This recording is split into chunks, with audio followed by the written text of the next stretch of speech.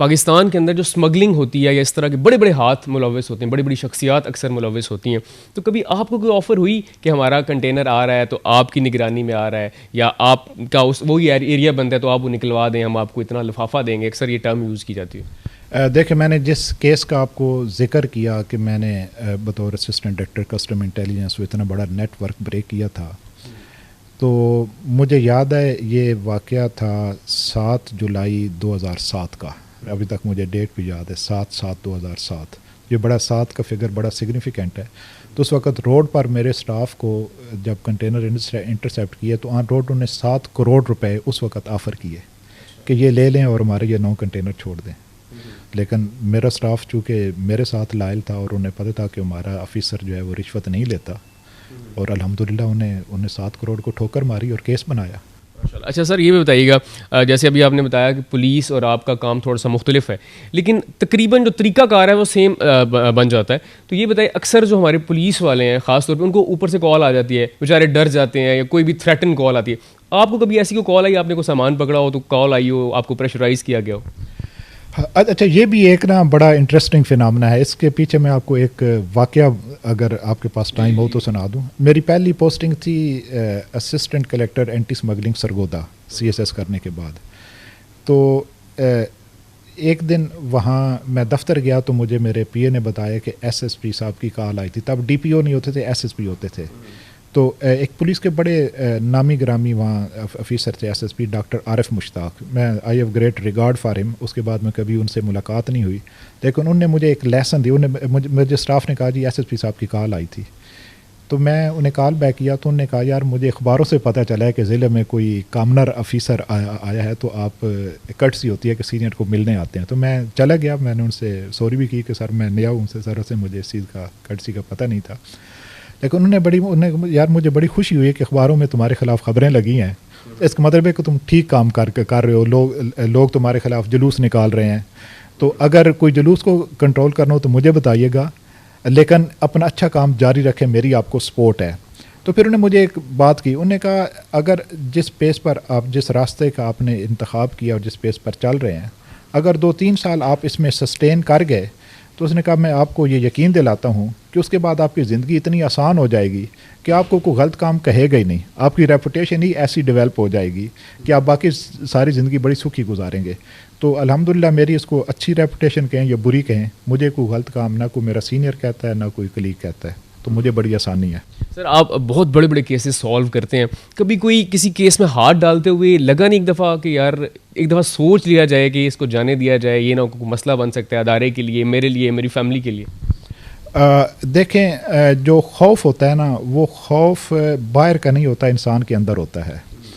اور میں اکثر لوگوں کو کہتا ہوں, اپنے کلیگس کو, اپنے جونیئرس کو, کلیگس کو تو خیر کیا کہنا, جن کی تربیت ہم نے کرنی ہوتی ہے, کہ انسان ڈرتا صرف تب ہے جب اس کے اپنے کردار میں کوئی جھول ہوتی ہے. ورنہ تو آپ جب ایک خدا کے ساتھ کمٹمنٹ کر کے چل رہے ہوتے ہیں تو پہلا آپ کا بلیف ہوتا ہے کہ میری زندگی کا مالک میرا خدا ہے, دوسرا بلیف ہوتا ہے میرے رزق کا مالک میرا خدا ہے, تیسرا میری عزت کا مالک میرا خدا ہے. تو آپ کے پاس 2 آپشن ہیں, یا آپ خدا پر بھروسہ کریں یا اپنی عقل اور دنیاوی سہاروں پر بھروسہ کریں.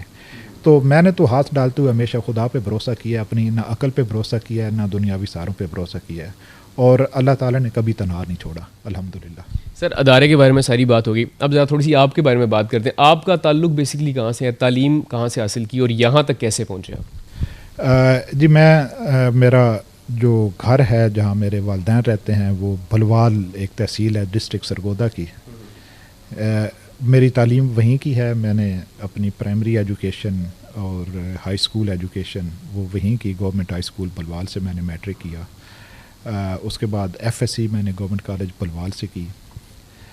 اس کے بعد گریجویشن اور post graduation master in English literature میں نے گورنمنٹ کالج سرگودا سے کیا, جو آپ کے سرگودا یونیورسٹی بن چکی ہے. تو اس لحاظ سے میری ساری ایجوکیشن لوکل ہے, کوئی میں ایون لاہور تک بھی پڑھنے نہیں گیا. تو اس کے بعد پھر میں نے پہلے پروونشل سروس کا ایگزام دیا تو میجسٹریٹ سلیکٹ ہوا, اور پھر CSS کر کے کسٹم میں آیا. تو ہاں لیکن سرس میں آنے کے بعد پھر میں نے اللہ تعالیٰ نے مجھے موقع دیا کہ میں اسکالرشپ پہ ہارورڈ یونیورسٹی گیا اور وہاں سے میں نے ماسٹر ان پبلک مینجمنٹ کیا. سر آپ جب آپ نے کہا کہ تقریباً سارے گورنمنٹ اداروں میں آپ نے پڑھا ہے, گورنمنٹ اسکول میں پڑھا ہے, تو ایک متھ ہوتی ہے کہ بہت سارے جو اس جگہ پہ پہنچتے ہیں وہ پرائیویٹ اسکول سے آتے ہیں, پرائیویٹ کالجز سے آتے ہیں, ایلیٹ کلاس سے آتے ہیں. تو آپ کا تعلق ایک ایسے علاقوں سے, تو کبھی پہلے سے خواہش تھی کہ میں نے اس جگہ پہ آنا ہے یا بس بائی چانس یہاں تک آ گیا؟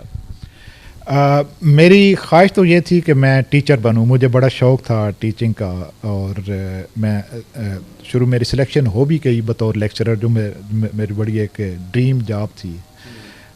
لیکن پھر ہوتا ہے نا آپ کے ارد گرد آپ کے دوست رشتہ دار وہ اکثر پوچھتے ہیں کہ کہتے ہیں یار کوئی نوکری ملی ہے یا ابھی تک بچوں کو ہی پڑھاتا ہے. تو یہ ہمارے دیہاتی کلچر میں ایک ہوتا ہے. تو پھر یہ ایک سورس آف موٹیویشن بھی بن جاتا ہے کہ آپ چلیں کوئی ایگزام دیں. تو الحمدللہ ایگزام دیا تو پاس ہو گیا. سر اکثر ایسا ہوتا ہے کہ جب ہم گھر میں کوئی فیصلہ کرتے ہیں نا, خاص طور پہ جوائنٹ فیملی کے اندر, تو جب آپ چھوٹے ہوتے ہیں تھوڑا سا تو کوئی فیصلہ آپ دے دیں تو آگے سے جملہ سننے کو اکثر میں ملتا تھا, اتنے تم کلیکٹر. تو آپ کے ساتھ کبھی ایسا ہوا کہ کبھی آپ کو پہلے کسی نے کہا ہو, جب آپ بن گئے ہو تو پھر آپ کو کہا گیا ہو گیا واقعی تم نے تو بات سچ کر دی ہے؟ بس یہ دیکھیں سروس کے شروع میں 2-4 سال آپ کو یہ بڑا آپ اسپیشل فیل کرتے ہیں کہ میں نے CSS کر لیا, میں بڑا وہ کوئی I am some thing special. پھر اس کے بعد آپ کو انداز ہوتا ہے کہ یار یہ تو آپ نے جو اپنے اسٹیٹ کے ساتھ کمٹمنٹ کیا ہے نا وہ مزدور بن کے رہنے کی ہے. اسٹیٹ نے مان لیا, آپ کا گزٹ نوٹیفیکیشن کر دیا کہ آپ افسر بن گئے. اب اس کے بعد آپ نے کیا ثابت کرنا ہے؟ ہر ایک کو بتانے کہ میں افسر ہوں, یا خود کو بتاتے رہنے میں افسر ہوں. وہ تو مان لیا نا, گورنمنٹ نے گزٹ نوٹیفیکیشن کر دیا. اب آپ نے ثابت کرنا ہے کہ میں اس اسٹیٹ کے ساتھ لائل ہوں اور ایک مزدور کی طرح اسٹیٹ کی بہتری کے لیے میں نے کام کرنا ہے. تو میں تو اپنے آپ کو مزدور سمجھتا ہوں. سر آپ کا تعلق بھی ایک دیہی علاقے سے ہے, تو جس سال میں آپ نے وہ میٹرک کیا ہوگا تو وہ پرانا دور تھا, ٹاٹ والے اسکول تھے, سارا کچھ. اب جب گاؤں جاتے ہیں تو کیسا محسوس ہوتا ہے؟ دیکھیں جو سوسائٹی میں ایک چینج محسوس ہوتی ہے وہ یہ ہے کہ ہر ادارہ نا آہستہ آہستہ, جب پبلک سیکٹر اداروں کی بات کر رہا ہوں, آہستہ آہستہ اپنی وہ سنسیئرٹی آف ورکنگ جو ہے نا اس کو ریسیڈ کر رہا ہے. مثلا میں نے ٹاٹ اسکولوں میں پڑھا ہے. یہ یہاں اسلام آباد میں شاید لوگوں کو ٹاٹ اسکول کا کنسیپٹ بھی نہ ہو. ہم جب پرائمری اسکول میں جاتے تھے تو بیٹھنے کے لیے کرسی نہیں ہوتی, نیچے ٹاٹ پہ چاہتے تھے اور اس پر بیٹھتے تھے. اور اس وقت جس پرائمری اسکول میں نے پڑھا اس پورے پہلی جماعت سے لے کے 5ویں جماعت تک پڑھانے کے لیے صرف 2 ٹیچر ہوتے تھے. اور وہ 2 ٹیچر اپنی اسی تنخواہ کے اندر ہمیں وہ سلیکٹ کرتے تھے کہ کون سے بچے جو ہیں وہ پرامزنگ ہیں, وہ لائق ہیں, اور ان کو شام کو علیحدہ ٹیوشن کے لیے اپنے گھر بلاتے تھے, پڑھاتے تھے. کوئی ٹیوشن فی وہ چارج نہیں کرتے تھے. اور پھر صبح بعض کا سویرے 0 پیریڈ لگاتے تھے. پھر جن بچوں نے اس کو ہم وظیفے کا امتحان کہتے تھے وہ دینا ہوتا, ان کو علیحدہ ٹائم دیتے تھے اور بغیر کسی مانیٹری بینیفٹ کے. تو ہمیں بھی احساس ہوتا کہ یہ ٹیچر جو ہے یہ ہمیں کچھ دے رہا ہے اور فری آف کاسٹ دے رہا ہے. تو ہم ٹیچر کی اتنا ریگارڈ کرتے تھے. راستے میں کہیں گلی محلے میں ٹیچر نظر آ جاتے تو ہم سر پر کیپ پہن لیتے تھے کہ ہم بے عزتی سمجھتے تھے, اس کو انسلٹ سمجھتے تھے کہ ہم ننگے سر ٹیچر کے سامنے جائیں. لیکن اب کیا ہوا, جب یہ آپ کی تعلیم پرائیویٹائز ہونا سٹارٹ ہوئی تو اب ٹیچر جو ہے وہ ایک بچے کو پڑھاتے ہوئے ہزاروں لاکھوں پیسے وصول کر رہا ہے. تو وہ بچوں کے ذہن میں بھی ہوتا ہے کہ بھئی ہم تو تعلیم پرچیز کر رہے ہیں, اس لیے ٹیچر کی ریسپیکٹ بھی ایروڈ ہوئی ہے سوسائٹی میں. تو یہ مجھے فرق محسوس ہوتا ہے. سر آخری سوال, ان لوگوں کو کیا میسج دینا چاہیں گے جو پاکستان کے خلاف سوچتے ہیں, اسمگلنگ کرتے ہیں یا ایسی غیر قانونی سرگرمیوں میں ملوث ہوتے ہیں, کیا کہنا چاہیں گے, ان کو کیا میسج دینا چاہیں گے؟ دیکھیں میرا میسج یہ ہے کہ یہ ملک ہے تو ہم ہیں.